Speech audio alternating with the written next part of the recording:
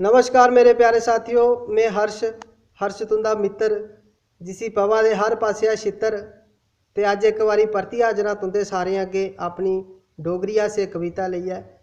ये कविता मैं कुछ देर पहले भी सुनाई ते अज मुड़िए लगा सुनान, क्योंकि पहले मैं नवा नवा कविता लिखदा हा ते शायद मेरे किसी दोस्तें तक नहीं पुज्जी होए ते अज एक बारी परतियै लगा कविता सुनान। उम्मीद करांगी तुसें जरूर शैल लग्गग। और दोस्तों अगर शैल लगती है तो जरूर शेयर करियो, लाइक करियो, कमेंट करियो और अपने इस भरा दा हौसला अफजाई जरूर करियो। कविता हाजर है, ध्यान कन्नै सुनियो दोस्तों। मैंतर लगा हा भरान पंत ते आऊं पन्न लगा, ब्याह आले बूटर फटोफटी चन्न लगा।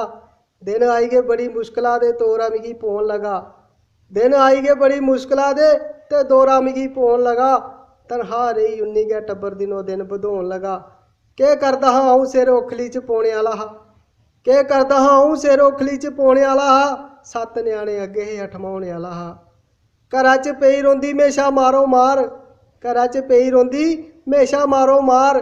अज लोकें गी टट्टियां कल बड्डे गी बखार, जानी बुज्झी ठिड्डे अऊं खाद्धे बारो बार।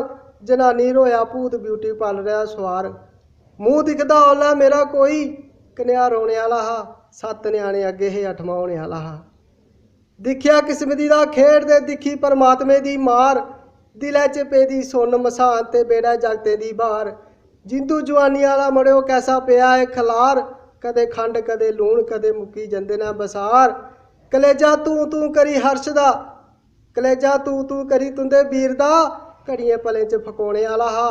7 न्याणे अग्गे हे हठमाउने आला हा, हठमाउने आला हा। मता मता धन्नवाद दोस्तों। जय हिंद, जय डुग्गर।